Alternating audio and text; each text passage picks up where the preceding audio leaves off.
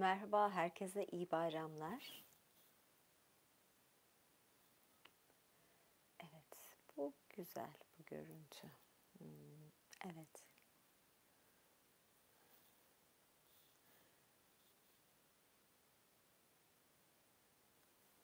Ay yok bunu beğenmedim. Bu güzel. Sanırım.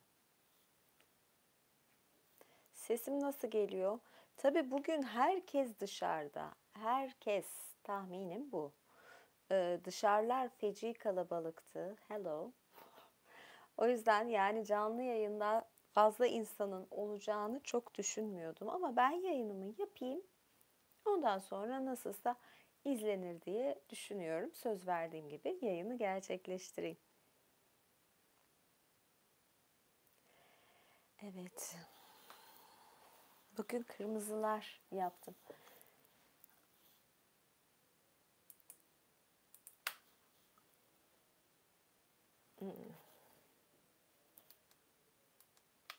Evet.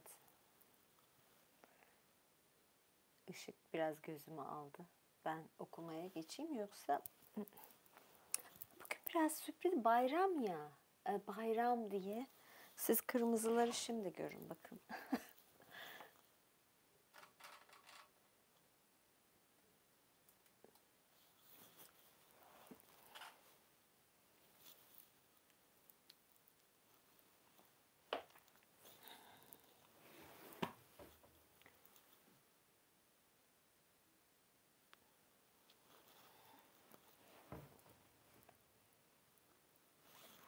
Böyle ben de kırmızı çorap ilk defa giyiyorum açıkçası.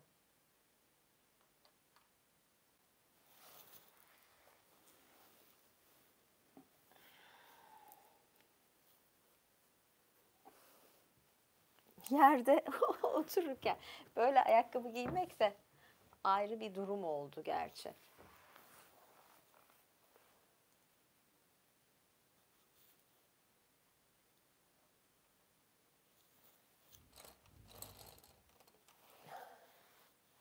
Yani ben bu çorap ayakkabıları çıkarayım.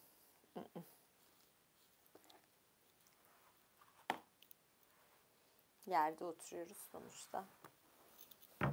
Dediğim gibi bir değişiklik olsun. Madem binbir gece, bu binbir gece şeye uyar. Neydi adı? Doğu olayı. Doğu olduğu için de ben de kırmızı giyineyim dedim. Değişiklik olsun. Neyse ben başlıyorum devam etmeye.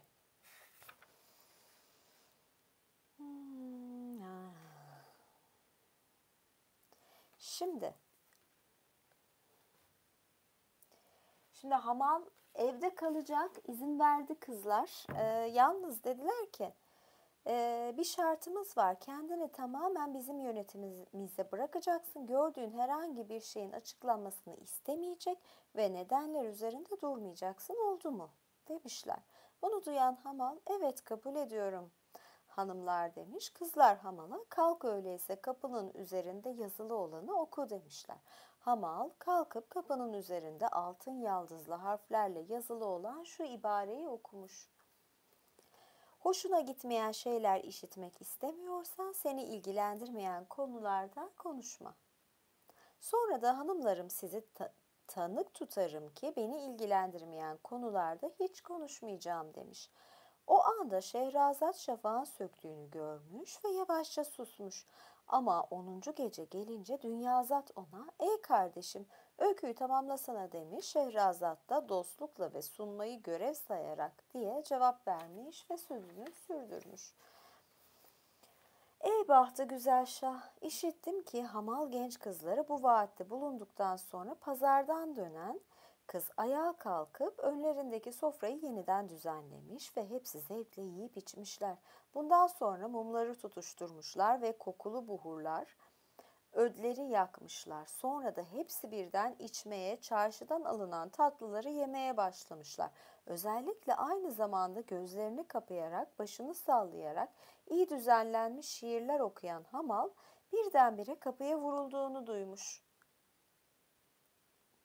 Fakat zevke dalmış dalmışlıkları içinde bu onları tedirgin etmemiş. Bununla birlikte kapıya bakan genç kız kalkıp kapıya yönelmiş. Sonra geri dönerek onlara bu gece keyfimiz tam olacak. Çünkü kapıda sakalları kesilmiş, sol gözleri sakat 3 acam var. Acam, Acemin çoğulu demekmiş bu sözcük. Özellikle İranlıları ve Arapçadan başka dil kullanan tüm halkları anlatır. Bunların çoğu Arapçayı kötü konuşur ama bu sözcük özellikle İranlıları anlatmak için kullanılır. Acam, Acem. Gerçekten şaşırtıcı bir rastlantı bu. Bunların Diyar-ı Rum'dan gelme yabancılar olduklarını çabucak anladım. Her birinin suratı değişik ama hepsinin yüzleri gülünç olduğu kadar da iç açıcı. Onları içeri alırsak sayelerinde epeyce eğleniriz demiş. Sonra da arkadaşlarına öylesine kandırıcı sözler söylemiş ki sonunda ona öyleyse git söyle onlara gelsinler ama şartımızı da sizi ilgilendirmeyen şeyden hiç söz etmeyeceksiniz yoksa hoşlanmayacağınız şeyler işitebilirsiniz diyerek onlara açıkla demişler. Genç kız da neşe içinde kapıya koşarak 3 körü getirmiş. Gerçekten bunların sakalları tıraşlı, bıyıkları eğri ve dikmiş. Böylece kalender denen dilencilerin de bağlandıkları tarikat ehlinden oldukları anlaşılıyormuş.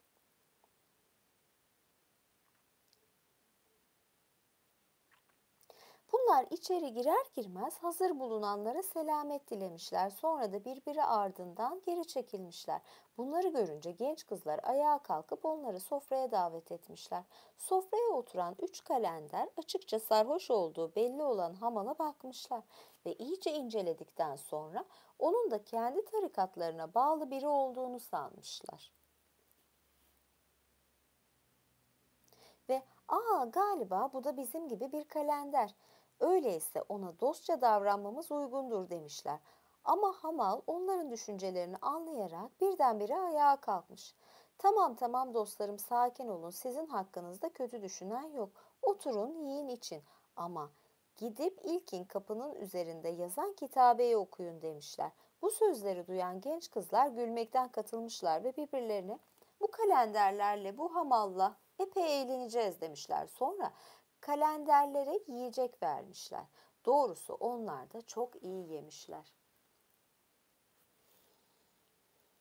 Sonra kapıya bakan kız kalenderlere içecek sunmuş. Onlar da genç kızın elinden aldıkları içkiyi elden ele dolaşarak içmişler.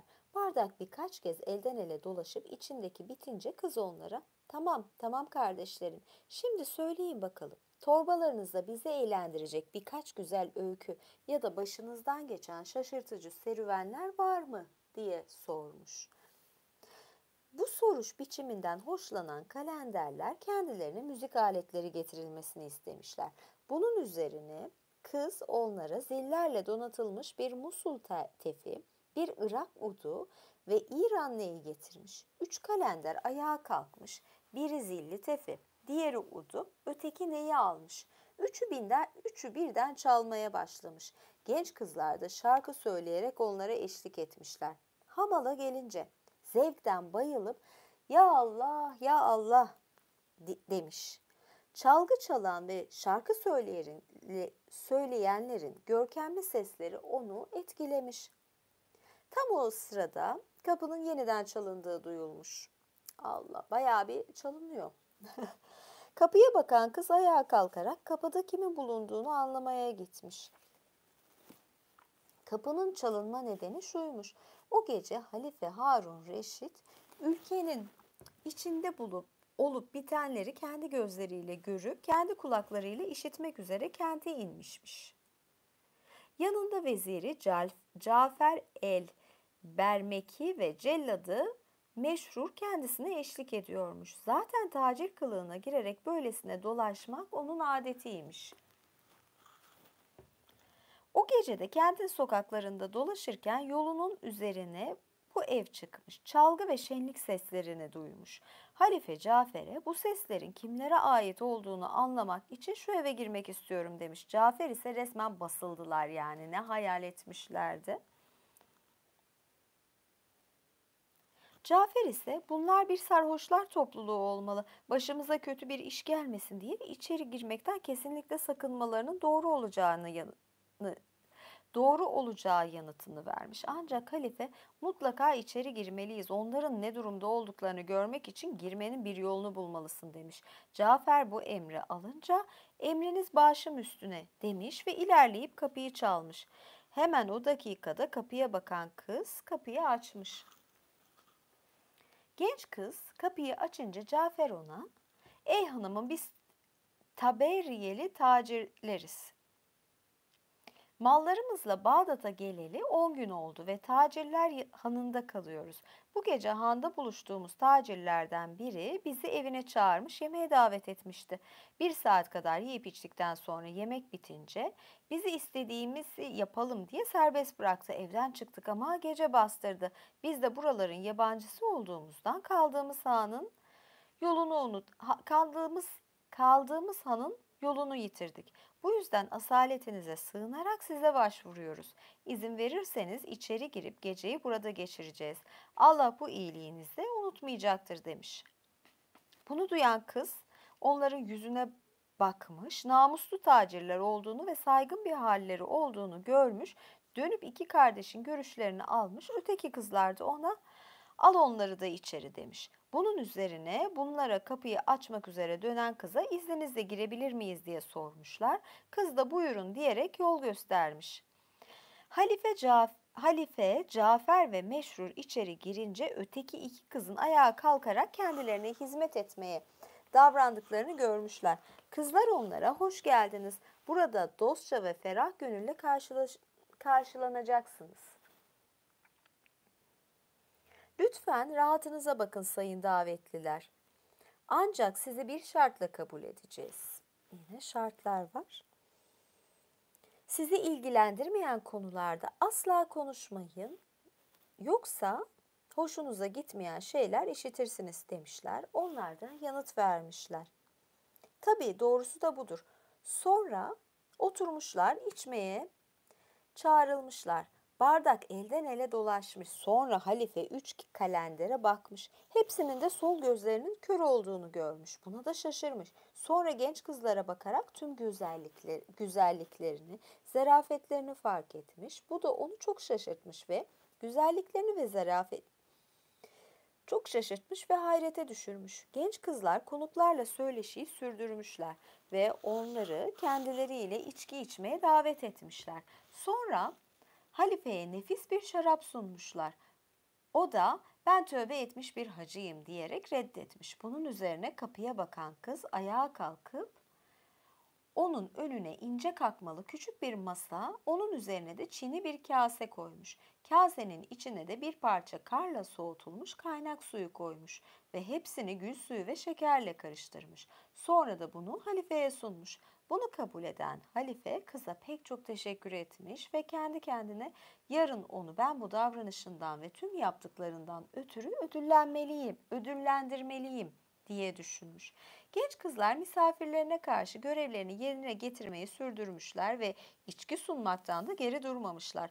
Ancak şarap etkisini göstermeye başlayınca ev sahibi olan kız ayağa kalkarak onlara başka emirleri olup olmadığını sormuş. Sonra da çarşıdan dönen kardeşinin elini tutarak ona "Ey hemşire, ayağa kalk da görevlerimizi yapalım" demiş. Kız ona "Emredersin" diye yanıt vermiş. Bunun üzerine kapıya bakan kız ayağa kalkarak kalenderlere salonun ortasından ayrılarak kapılara karşı sıralanmalarını söylemiş. Sonra da salonda daha önce bulunan her şeyi kaldırmış ve yıkamış. Diğer genç kıza gelince hamalı çağırmışlar ve ona "Vallahi senin dostluğun pek işe yaramıyor. Hadi bakalım, sen burada yabancı değilsin, ev halkından sayılırsın" demişler. Bunu duyan hamal ayağa kalkmış, giysilerinin eteklerini kaldırmış, beline sıkıştırmış ve "Emriniz başım üstüne" demiş. Onlar da ona "Yerinde bekle" demişler. Birkaç saniye sonra çarşıdan gelen kız ona "Beni izle de gel yardım et" demiş. Hamal onu salonun dışına çıkarken izlemiş, orada siyah tüylü 2 köpek görmüş. Köpekler boyunlarından zincire bağlıymışlar. Hamal onları almış, salonun ortasına getirmiş. O vakit ev sahibesi yaklaşmış, yenlerini kaldırmış, bir kamçı alıp hamala, köpeklerden birini buraya getir demiş. O da zincirinden çekerek köpeklerden birini sürüklemiş. Kıza yaklaştırmış. Köpek ağlamaya başlamış ve başını genç kıza doğru kaldırmış. Ay heyecanlı. Ama genç kız buna hiç aldırmadan elindeki kamçıyla köpeğin başına vurmaya başlamış. Başına vurmaya başlamış. Köpek ağlayıp haykırıyormuş ve genç kız kolları yorulana kadar onu kamçılamayı sürdürmüş. Sonra kamçıyı elinden fırlatmış. Köpeği kollarına alarak göğsüne bastırmış. Gözyaşlarını silmiş ve iki ellerinin arasına aldığı başını öpmüş. Sonra da hamala al bunu götür ötekini getir demiş. Hamal da ikinci köpeği getirmiş ve genç kız ona da ilkine yaptıklarını yapmış.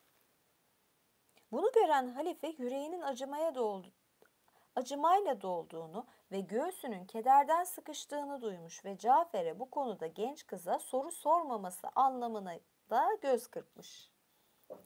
Ama Cafer de işaretle ona susmasının daha doğru olacağı yanıtını vermiş.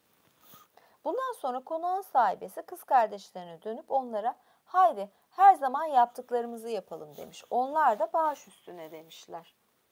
Bunun üzerine konağın sahibesi altın ve gümüş kakmalı mermer yatağına çıkmış ve kapıya bakan kız ile çarşıdan dönen kıza şimdi bildiklerinizi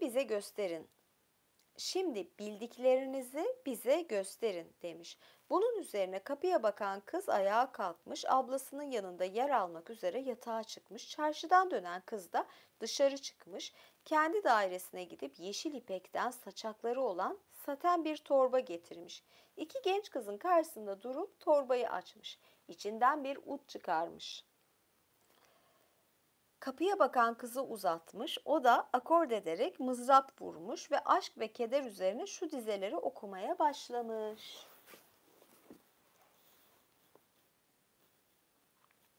Lütfen kaçıp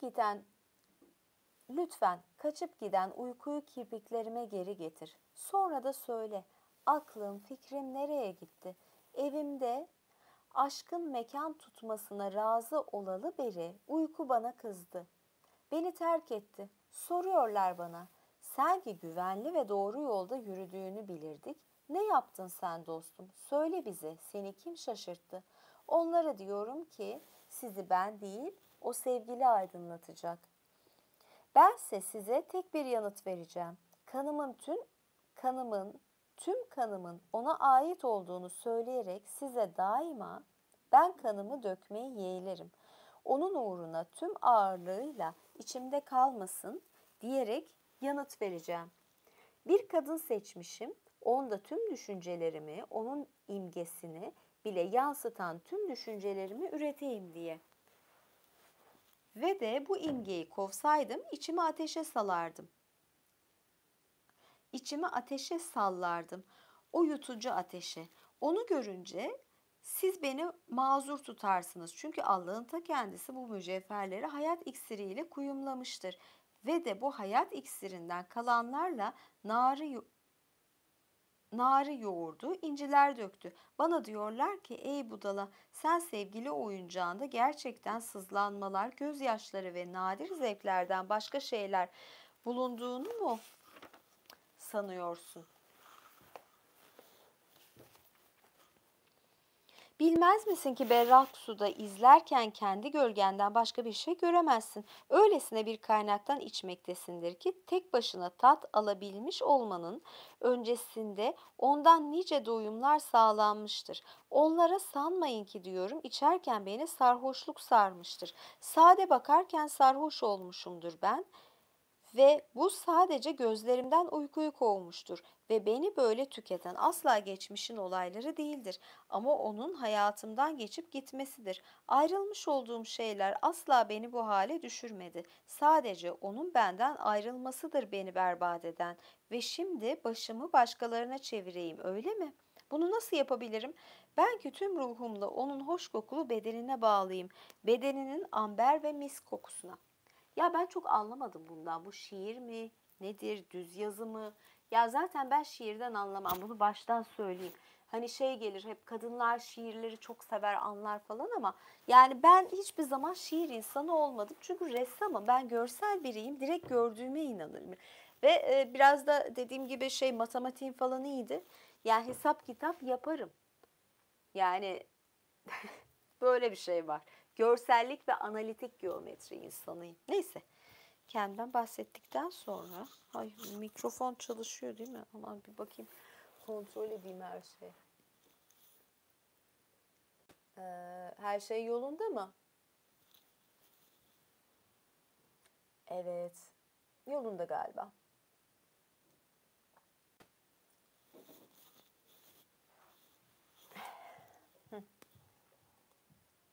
Evet kız şarkısını bitirdi. Ben devam ediyorum. Kaç sayfa kalmış zaten? Birkaç sayfa kaldı.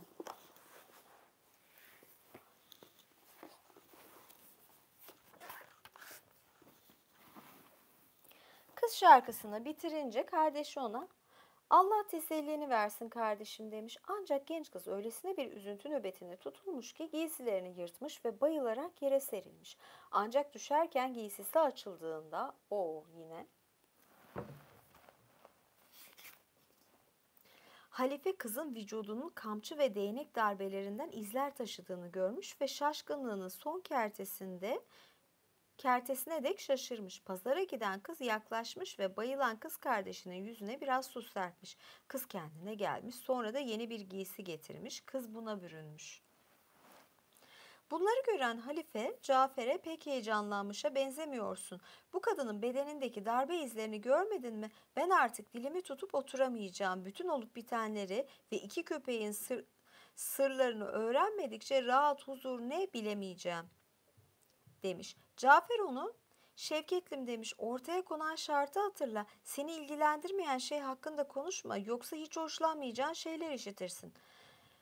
Bu arada pazara giden kız ayağa kalkmış sürekli pazara gidiyor. Bayağı yani tabii bu kadar misafire şey yetişmiyor tatlı yemek. Ama yok ya yeni gitmedi herhalde. Ve udu eline almış onu yuvarlak memesine yaslamış. Parmaklarının ucuyla tıngırdatmış ve şarkı söylemeye başlamış. Bu da başlıyor. Biri gelip de bize aşktan yana sızlanırsa ona ne yanıt verelim? Biz kendimiz aşk yüzünden uçurumu boylamışsak ne yapabiliriz ki? Yanıt versin diye aracı görevlendirirsek de bu aracı gerçekte tutkulu bir yüreğin tüm sızlanmalarını anlatmasını asla bilmeyecektir.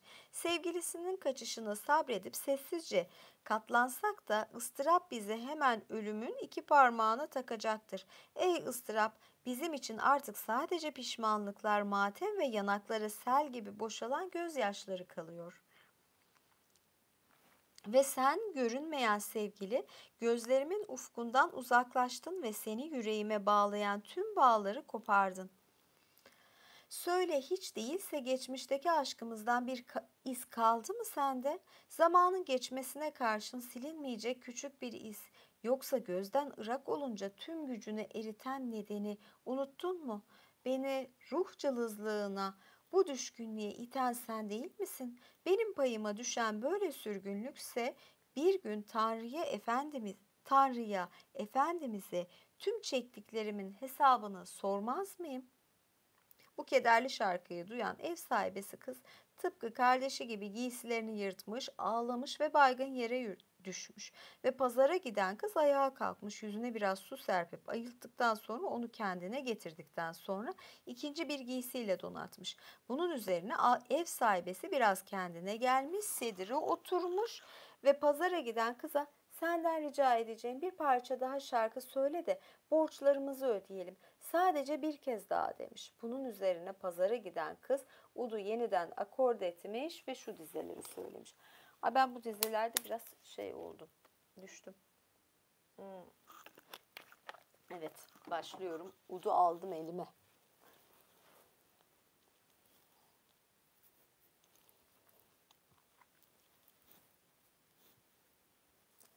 Ne zamana kadar sürecek bu uzaklaşma ve acı terk ediş? Bilmiyor musun sen artık gözümde dökülecek, bilmiyor musun sen? Artık gözümde dökülecek yaş kalmadı. Beni yüzüstü bıraktın. Böylesine uzun boylu kaçışta. Sen hiç değilse eski dostluğumuzu anımsar mısın hala?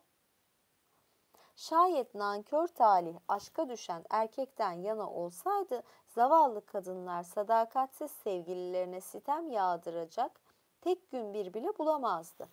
Ama ben ne yazık ki dertlerimden, elinden çektiklerimden bir parça kurtulmak için ey yüreklerin katili kimseye şikayet edemem. Eyvah eyvah ki alacağın ya da ödediği borcun yazılı kanıtını yitirmiş olan davacının sonu hüsran değil midir? Ve de derde düşmüş yüreğimin acısı senin arzunun çılgınlığını arttırmaktan başka işe yarıyor mu? Seni arzuluyorum. Bana vaat ediyorsun ama neredesin sen ey kardeşler Müslümanlar? Kafirden öcümü almayı size bırakıyorum. O da ayrı ıstırapları çeksin. Tam dinlenmek için gözünü kapatacakken uykusuzluk gözlerini fal taşı gibi açsın. Aşkıyla beni küçük düşürdü. Dilerim ki benim yerime bir başkası onun zararına en yüce doyumlara ulaşır. Şimdiye kadar onun aşkıyla tükenen benim ama yarın ıstırap çekme sırası da beni kınayan kişiye gidecektir. Bunun üzerine kapıyla ilgilenen kız yeniden bayılmış. Yeniden bayılmış. Düşerken kamçı ve değnek izleri taşıyan bedeni çıplak görünmüş.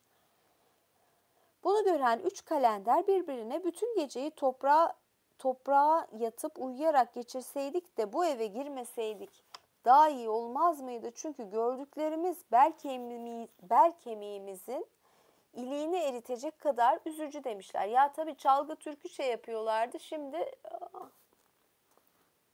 bunu duyan halife onlara doğru eğilmiş ve neden diye sormuş. Çünkü gördüklerimizle zihnimiz öylesine derinden alt üst oldu ki demişler.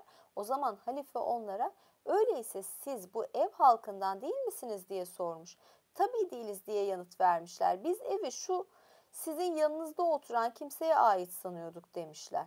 Bunu duyan hamal haykırmış. Ha, hamalın sanıyorlar evi. Ha, Allah için söylemeli. Ben bu eve ilk kez bu gece girdim. Bu evde olacağıma çöplükte yataydım. Benim için daha iyi olurdu. Bak hamal da ne kadar nankör çıktı. Bak başta eğleniyordu kızlar falan şeyken. Evet. Sonra baş başa verip biz burada 7 erkeğiz. Onlarsa 3 kadın. Bir tek bile fazlası yok. Onlara durumlarının nedenini soralım. Bize kendi rızalarıyla yanıt vermek istemezlerse zorlarız onları demişler. Yani 7 erkek kalıyor bunlar da eve ya.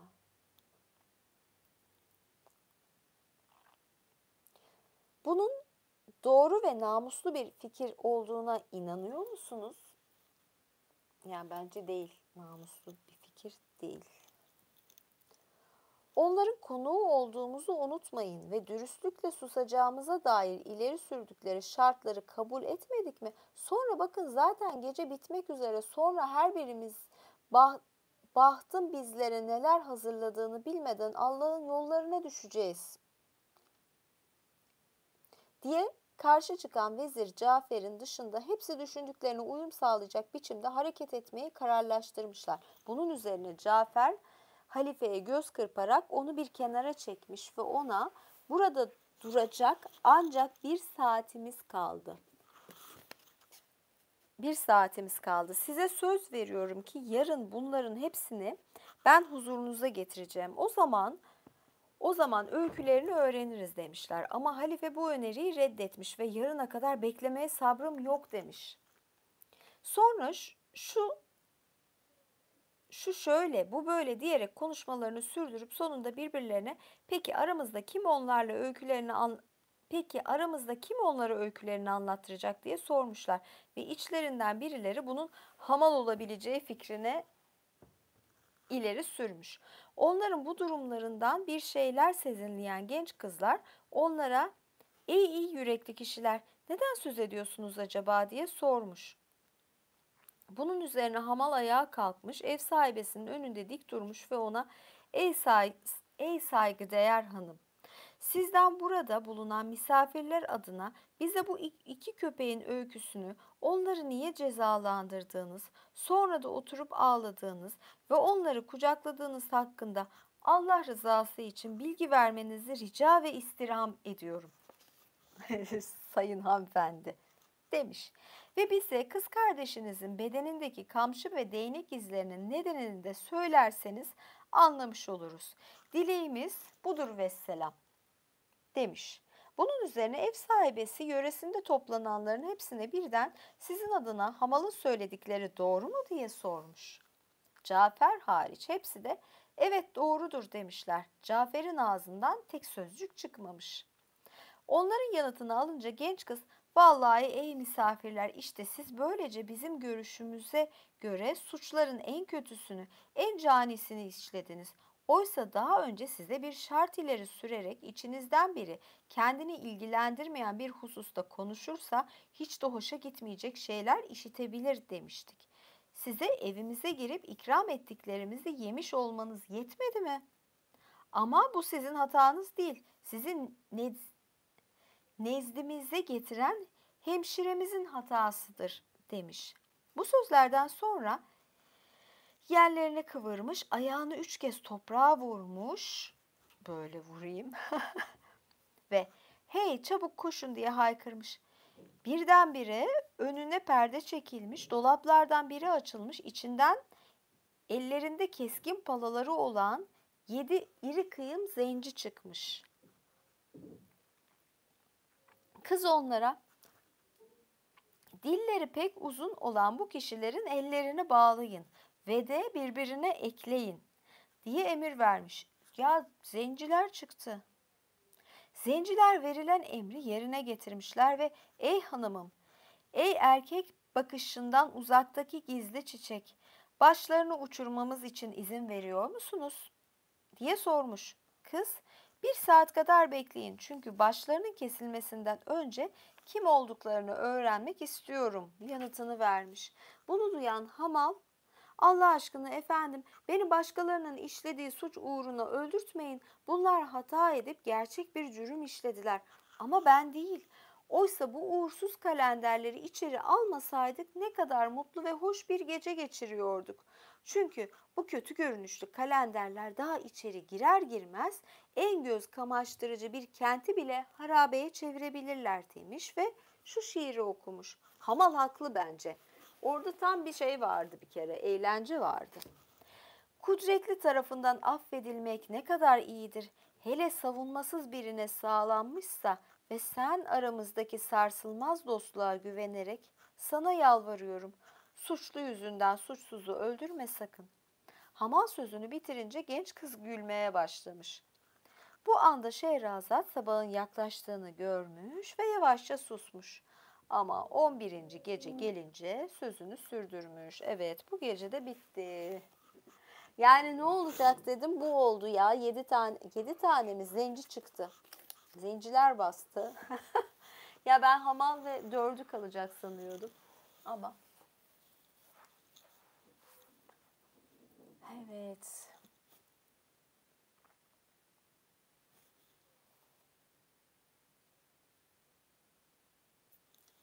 Şimdi burada yayın sona erdi. Ben yorumları önceki masaldaki yorumlara bakacağım.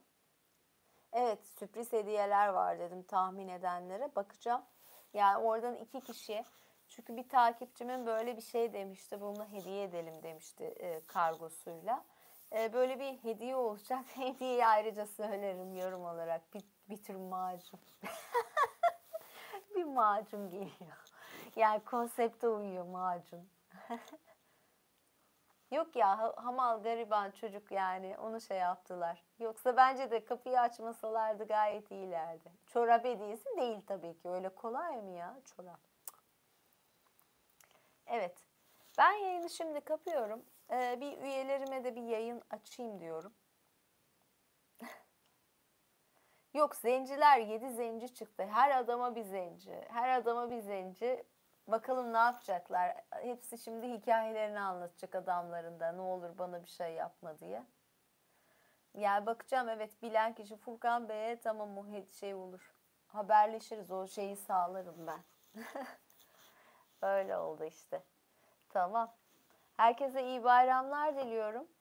Görüşmek üzere. Evet, bayram diye böyle şeyler falan süslendim. Kırmızılar yaptım. Evet Furkan Bey, ama tekrar yazın bana ya. Mail de atarsanız iyi olur. Yani mail adresimi aslında yazıyordum da daha da yazarım. Bakacağım. Tamam. Hadi görüşmek üzere.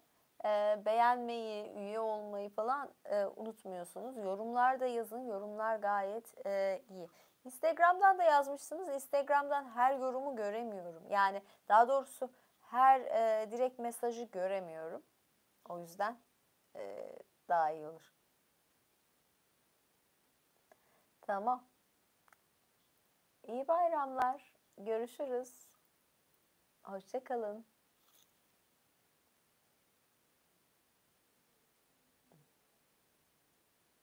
Ha, üyelere yayın yapacağım ya. Tüm üyelere bir sonuçta bir bayram yayını yapayım. Bir video yüklüyordu mu, yüklendi mi krallara. Yarın da şehzade diyorum. Şövalyelerle krallara bir tane bir şey gelecek. Yayın kapanmıyor. Görüşürüz.